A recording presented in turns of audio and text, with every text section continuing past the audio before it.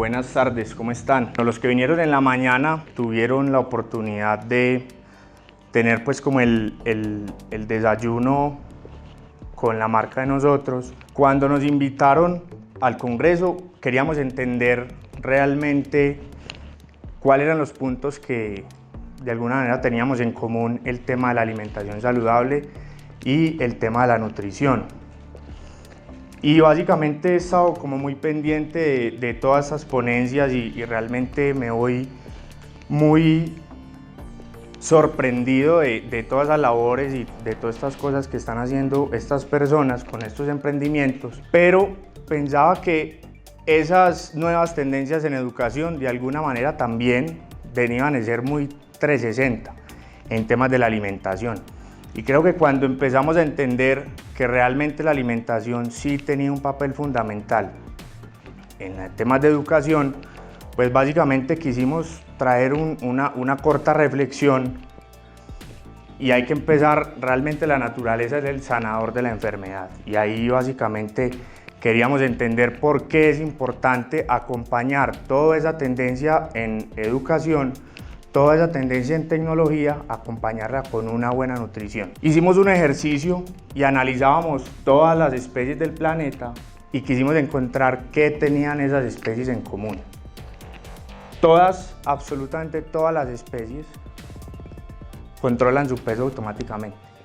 No encontramos una sola especie que sufriera de obesidad, ¿cierto? Todas las especies en su manera tradicional se encuentran en su control natal y en su control de obesidad, pues se controlan automáticamente el peso. La única excepción, ¿qué se imaginan? La única excepción en esas especies que controlaban el peso éramos nosotros y cualquier especie que fuera alimentada por nosotros. Entonces, de alguna manera fuimos entendiendo, bueno, aquí pasa algo, ¿cierto? Queríamos entender en qué momento nosotros como seres humanos nos desconectamos de esa alimentación saludable. Y hicimos un pequeño estudio de esos antepasados y encontramos nuestro siglo actual, siglo XXI.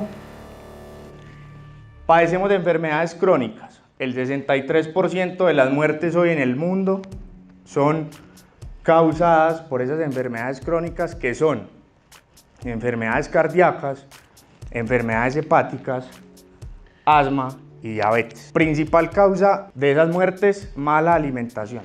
La segunda causa es el tabaquismo y la tercera causa en orden de impacto es el ambiente. Nos fuimos un poquito más hacia atrás, encontramos que en el siglo XIX y en el siglo XVIII básicamente la causa de muerte era otra, eran enfermedades infecciosas, ¿cierto?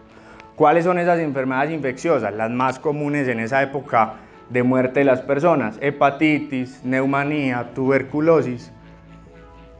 Causa principal de esas muertes humanas, básicamente la conquista europea. Cuando vinieron de pronto todos estos asentamientos españoles y europeos, trajeron con ellos unas bacterias que nosotros como humanidad, sobre todo acá en Occidente y en América, no estábamos acostumbrados. Entonces llegaron esas bacterias y básicamente lo que hicieron fue generar un foco de muertes. Pero nos quisimos ir un poco hacia atrás y encontramos que el tema de natalidad y de muerte básicamente morían era de vejez. Y entendimos un poco del siglo XVIII hacia atrás que las muertes ya no se daban ni por infecciones, ni por absolutamente nada diferente a la longevidad o pues luchas entre humanos o que un cocodrilo, pero digamos que no había una causa que nos estuviera de alguna manera afectando en temas de muerte. Y esa era nuestra primera reflexión para llegar, no sé si de pronto han visto la encuesta nacional de salud escolar. La aplican por la Universidad del Valle y el Ministerio de Salud de 1.189 instituciones educativas en el país, donde básicamente están 249 municipios y los resultados de eso fueron los siguientes. 9 de cada 10 estudiantes no consumen ni frutas ni verduras en ninguna de sus comidas. En cambio, incluyen bebidas azucaradas y fritos en su alimentación regular. El 74% de todos los estudiantes censados consumen con frecuencia el tipo de bebidas azucaradas y el 47.3% consumen mínimamente un frito en el día. Esta encuesta se hace año a año por el ministerio y la última que se hizo del 2017, los resultados disponibles, hay un aumento bastante complejo con el tema de bebidas azucaradas. Ustedes están en las instituciones y son testigos de la nueva ley de azúcar y de todo este tema, de este movimiento que viene al interior, y digamos que esperamos que con esas, de alguna manera, intervenciones estatales, eso se reduzca en los próximos años. Tercera encuesta nacional de situación de nutrición en Colombia, 1 de cada 5 adolescentes, eso es el 17.9%, entre 13 y 17 años, presenta exceso de peso.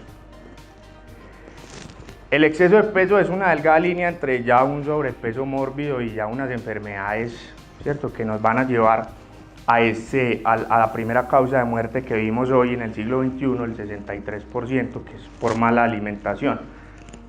Y de menores de 5 a 12 años, el exceso de peso incrementó del 18.8% en el 2010 al 24.4% en el 2015. O sea que, digamos que ahí tenemos un problema bastante complejo, y que son ustedes en las instituciones educativas que de alguna manera nos deben acompañar en esa educación y en esa información que le estamos presentando a nuestros niños para que de alguna manera tengan una mejor información cuando decidan consumir.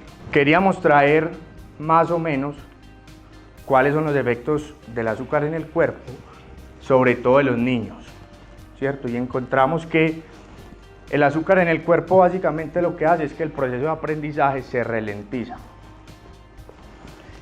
Y eso de alguna manera tiene un efecto, y es que cuando el niño presenta azúcar en su cuerpo por una comida anterior, básicamente su sensación de hambre aumenta y tiene una falsa percepción de energía. ¿Qué pasa? Cuando el niño o el adolescente consume azúcar, sus niveles de glucosa aumentan, y en ese aumento de niveles de glucosa, en los primeros 20 minutos va a sentir una sensación de mucha euforia y de mucha energía. Pero cuando empiezan a decrecer los niveles de glucosa, esos niveles de glucosa, cuando caen, lo que va a generar es un gran agotamiento, y el niño o el adolescente, dentro de esos 20 minutos previos y dentro de esa media hora siguiente, lo que va a presentar es desconcentración.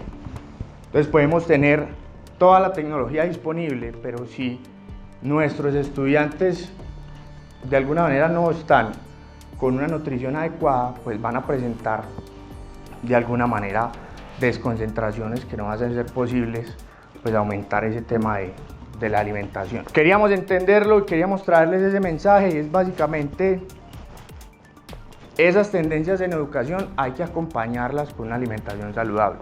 Hay que tener una información disponible en temas de nutrición para los niños y profesores en las instituciones. Y pues básicamente, cuando quisimos entender por qué tendríamos la posibilidad de estar acá y hablarles un poco, era que como marca tenemos una responsabilidad social, y es esa educación en las instituciones. Lo estamos haciendo en más de 1000 instituciones en el país, y venimos de alguna manera recorriendo en ese compromiso social, llevando la posibilidad de que nuestros niños conozcan cómo leer una tabla nutricional, cómo tener una información más adecuada en temas de nutrición, y cómo pues también esos profesores nos acompañan en todo el tema nutricional. Solamente queríamos venir a dejarles ese mensaje, a decirles la formación académica es importante, y más importante, acompañarla con una buena nutrición y una buena información a nuestros estudiantes. Muchísimas gracias.